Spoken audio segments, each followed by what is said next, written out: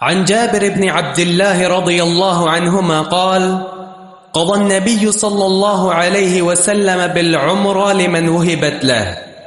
وفي لفظ: من أعمر عمرة له ولعقبه فإنها للذي أعطيها لا ترجع للذي أعطاها، لأنه عطاء وقعت فيه المواريث.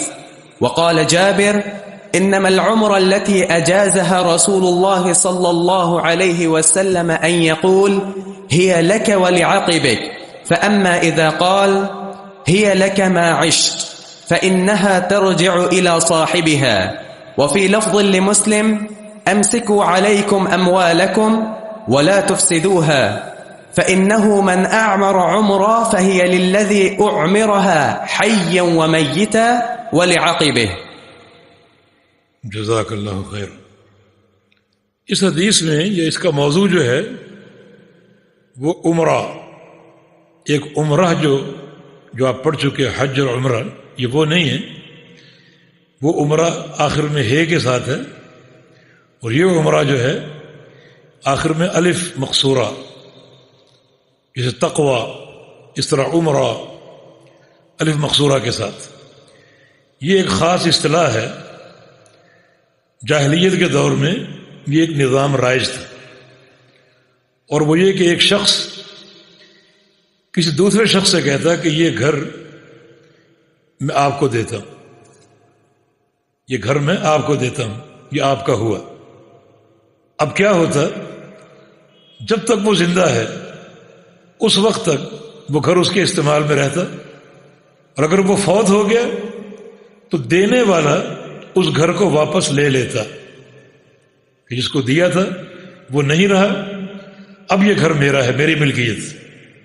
یہ عمرہ. اسی سے ملتا جلتا ایک اور لفظ رقبہ، الف مقصورہ کے ساتھ ہے یہ بھی.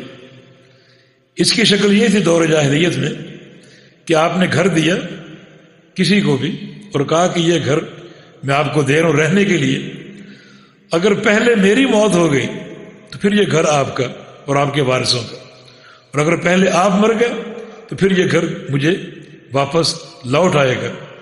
رقبہ میں انتظار کا معنی ہے، کیونکہ اس میں دونوں فریق ایک دوسرے کی موت کا انتظار کرتے ہیں کہ یہ مر جائے تو میں اس کا مستقل مالک ہوں، اور میں مر گیا تو یہ اس کا مستقل مالک. یہ عمرہ اور رقبہ یہ دونوں جو ہیں وہ اصطلاحات جاہلیت کے دور میں مروج تھی. تو یہاں عمرہ کا ذکر ہے کہ جاہلیت کے دور میں ایک شخص کسی کو گھر دیتا رہنے کے لیے اور اس کی موت پر واپس لے لیتا. شریعت نے اس نظام کو برقرار رکھا، لیکن رسول اللہ صلی اللہ علیہ وسلم نے فرمایا کہ جب ایک شخص نے گھر کسی کو دے دیا تو موت پر واپس کیوں لے؟ کیونکہ جو ہدیے کا جو قانون ہے وہ تو یہی ہے کہ ہدیہ دے کر واپس لینا اس کتے کی مانند جو طے کر کے چاٹ لے. جب آپ نے ایک ہدیہ دے دیا اور تحفہ دے دیا، اب وہ اس کی ملکیت ہے. اب اگر وہ فوت ہو گیا تو چونکہ وہ اس کا مالک ہے اور ملکیت آپ نے خود دی ہے، اب اس گھر کے جو وارث ہیں وہ اس کی اولاد ہے یا جو اس کے وارث ہیں ان کو وہ منتقل ہو جائے گا، تاکہ یہ جو ہبہ ہے، یہ ہدیہ ہے، اس کی شکل ایک مستقل بن جائے.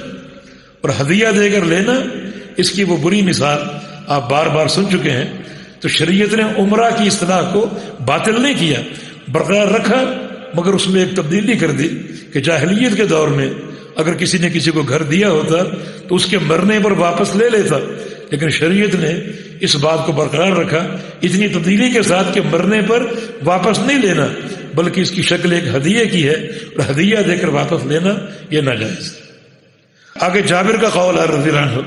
جابر فرماتے ہیں کہ اگر گھر دینے والا عمر بھر کے لیے اگر قید لگا دے، ہی اللہ کا ما عشت، کہ یہ گھر آپ کے لیے ہے کب تک؟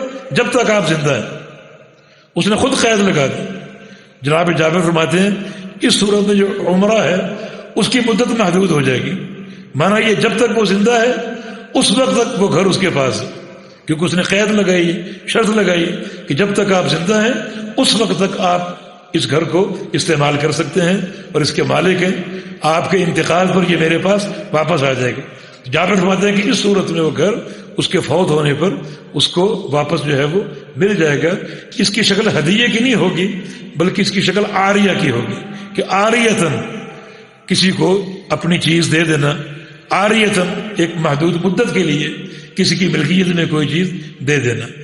اب یہ صیغہ ہے عمرہ کا، اس پر غور کیا جائے گا. اگر دینے والے نے کہا کہ یہ آپ کے لیے عمر بھر کے لیے، تو یہ مستقل تملیک ہے.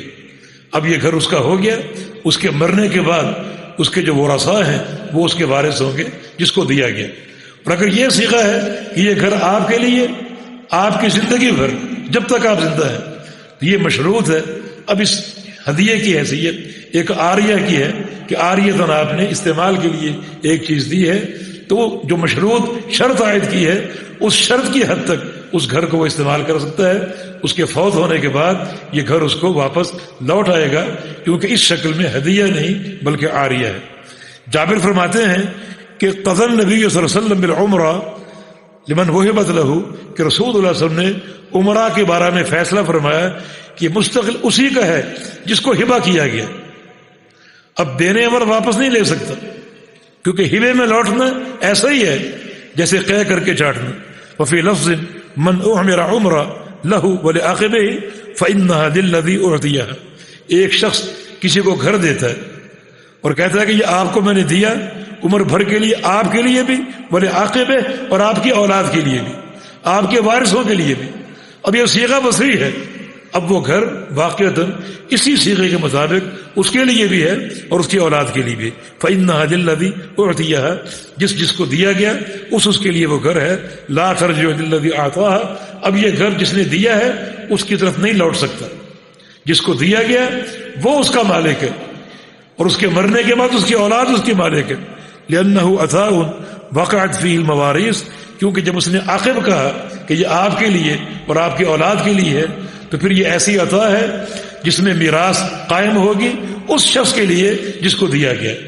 اب اس کے مرنے پر یہ واپس نہیں لے سکتا، کیونکہ اس کا صیغہ یہ تھا کہ یہ آپ کے لیے اور آپ کی اولاد کے لیے.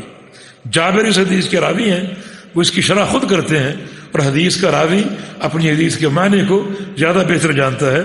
پتہ ہے کہ انما العمرہ التي اجازها رسول اللہ صلی اللہ علیہ وسلم ان یقول، اس عمرے کو رسول اللہ صلی اللہ علیہ وسلم نے جائز قرار دیا ہے وہ یہ ہے ہی اللہ کا ولعاقبہ، کہ یہ گھر آپ کے لیے اور آپ کی اولاد کے لیے.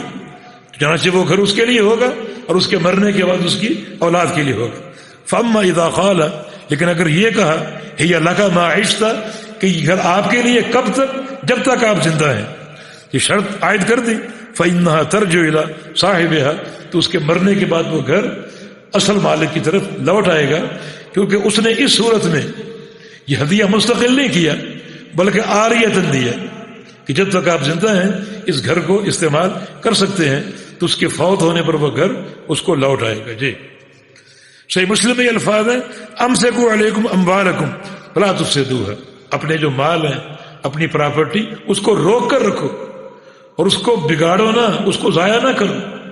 یعنی آپ جذبات میں آ کر اپنا گھر کسی کو دے دیں، اب وہ گھر اس کا ہو جائے گا عمر بھر کے لیے. اور صیغہ اگر عام ہے تو وہ اس کا مالک ہے اور اس کی اولاد اس کے بعد اس کی وارث. تو آپ کیوں جذبات میں آ کر ایسا فیصلہ کرتے ہیں؟ اپنی پراپرٹی کو، جائیداد کو روک کے رکھو. فإنه من اعمر عمرہ فهي للذی اعمرها حیا ومیتا ولعاقبہ، جس شخص نے عمرہ دیا جنہیں اپنا گھر دیا، اپنی پراپرٹی دی، تو وہ کس کے لیے؟ فهي للذی اعمرها، وہ اس کے لیے ہے جس کو دیا گیا حیا ومیتا، اس کی زندگی میں بھی اور اس کے مرنے کے بعد بھی، ولعاقبہ، اور اس کے مرنے کے بعد جو اس کی اولاد ہے وہ اس کی وارث ہوگی. یہ کب ہے؟ جب عمرہ عام ہو، مقید نہ ہو کسی شرط کے ساتھ. اگر یہ کہہ دے یہ آپ کے لیے اور آپ کی اولاد کے لیے، تو پھر وہ اس کے لیے ہے اور اس کی اولاد کی. اگر یہ کہہ دیا کہ میں نے آپ کو دیا، تو اس صورت میں بھی اس کے لیے بھی ہے اور اس کی اولاد کے لیے بھی. ہاں اگر مقید کر دے کہ یہ آپ کے لیے ہے کب تک؟ جب تک آپ زندہ ہیں، تو پھر یہ شرط جو ہے ملحوظ ہوگی. جی